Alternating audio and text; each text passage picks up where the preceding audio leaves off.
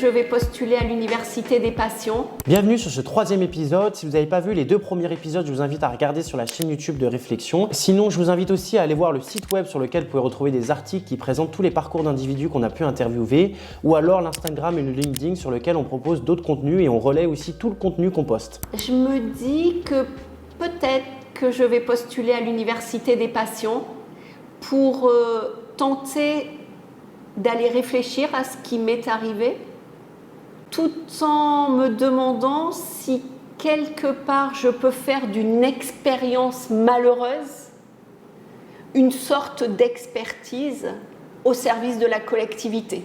Donc il y a vraiment quelque chose de l'individuel vers le collectif, avec l'idée concomitante que ce qui m'est arrivé est très banal, ça concerne une femme sur 8, je suis vraiment pas la seule à qui ça arrive.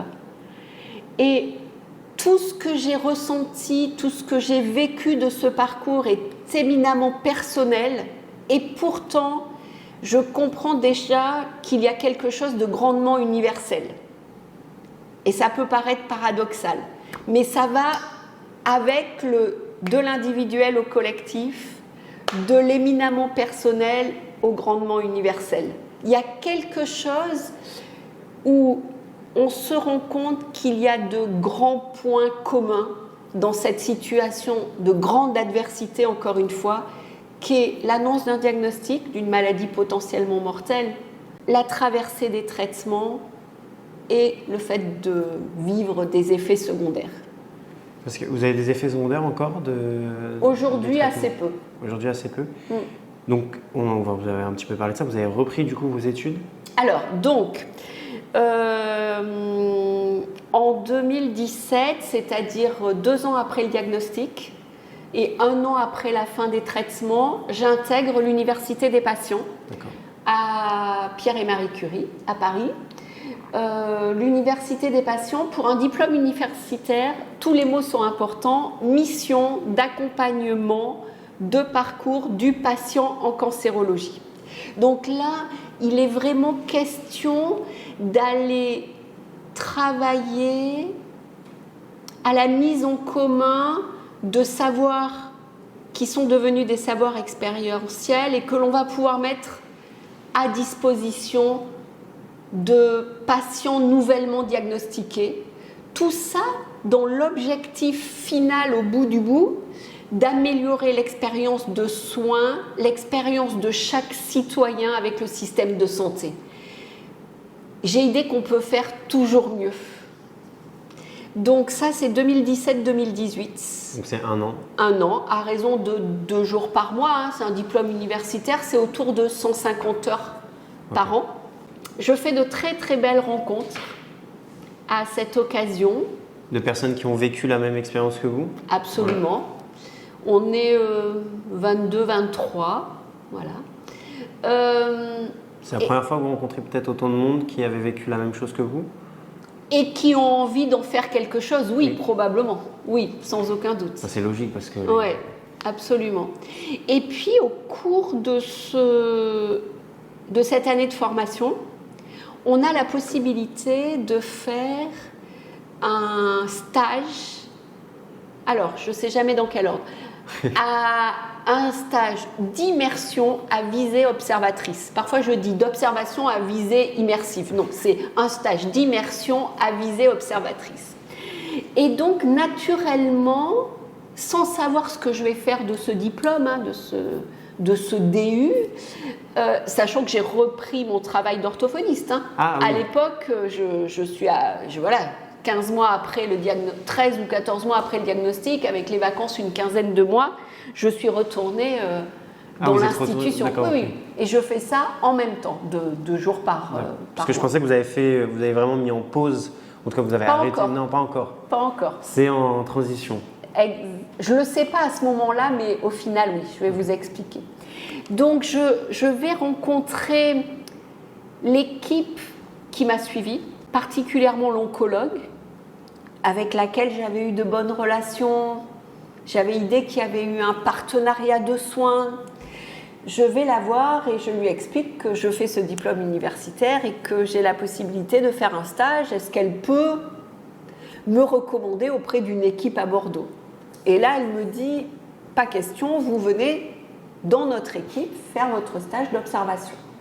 Parce qu'à ce moment-là, elle vient de créer l'Institut du sein d'Aquitaine, qui est une association de professionnels de santé qui, ensemble, réfléchissent à comment mieux coordonner le parcours de soins des femmes touchées par un cancer du sein.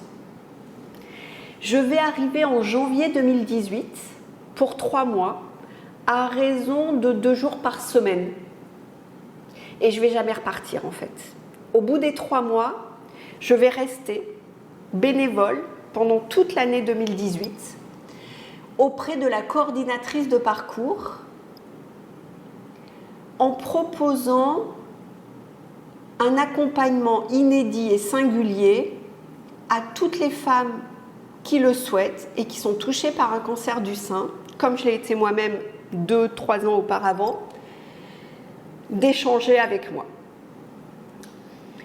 Ce qui est très très intéressant, c'est que c'est parce que les femmes qui ont bénéficié de cet accompagnement sont allées témoigner auprès des professionnels de santé de ce qui se passait entre une ex-patiente et une nouvelle patiente, que l'équipe des professionnels de santé m'a proposé, d'une part, de me faire un contrat de travail de patiente partenaire pour lequel je suis rémunérée.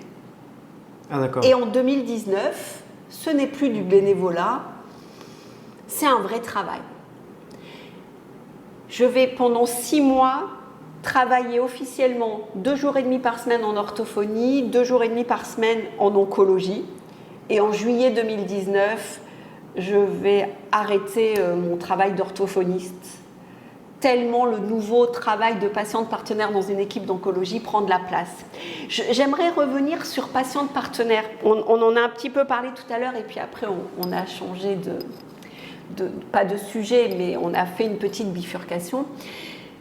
Patiente partenaire, dans cette équipe précisément, ça veut dire 2 choses. Ça veut dire, d'une part, partenaire des patientes qui sont touchées par cette maladie-là, mais ça veut dire aussi partenaire de l'équipe des professionnels de santé, pour leur offrir un angle de vue, une perspective qui est différente de la leur.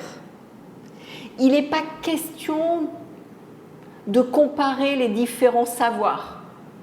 Ils sont juste possiblement complémentaires.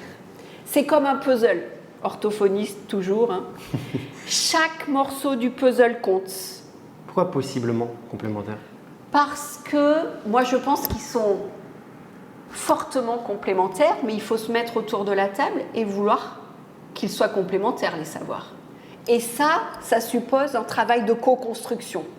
Et ça suppose un travail, un élan vers la co-construction. J'ai la chance d'être dans une équipe qui pense que c'est complémentaire et qui pense que la perspective patient peut aider à améliorer la qualité de vie de chaque personne pendant leur parcours de soins. Ce n'est pas encore évident pour tous les professionnels de santé. C'est pour ça que je dis possiblement, même si moi j'en suis convaincue. Mais le travail collaboratif, ce qu'on appelle le partenariat en santé, ça ne se décide pas d'un coup d'un seul. Il faut du temps, de l'énergie pour mettre ensemble. C'est exactement la phrase, c'est « aucun de nous ne sait ce que nous savons ensemble ». C'est-à-dire qu'on part du principe que du collectif advient un savoir qui ne serait pas advenu individuellement chez chaque personne. Mais ça suppose encore une fois du temps, de l'énergie, de l'envie et probablement le respect des savoirs des autres. Parce que là, on est vraiment dans un cas de figure où d'un côté, il y a des savoirs académiques reconnus par la communauté scientifique, des savoirs cliniques, scientifiques et cliniques, Et à côté de ça, il y a des savoirs expérientiels et probablement existentiels. Et c'est cette conjugaison, cette hybridation de ces différents types de savoirs qui, à mon avis, font un accompagnement personnalisé et qui vise à préserver, voire améliorer la qualité de vie de chaque personne accueillie. Alors, c'est encore une fois à la faveur d'une très belle rencontre entre une oncologue, le docteur Hortense Franck, et moi-même, que ça a démarré. C'est-à-dire entre deux personnes. On avait envie toutes les deux d'améliorer le parcours de soins, de le personnaliser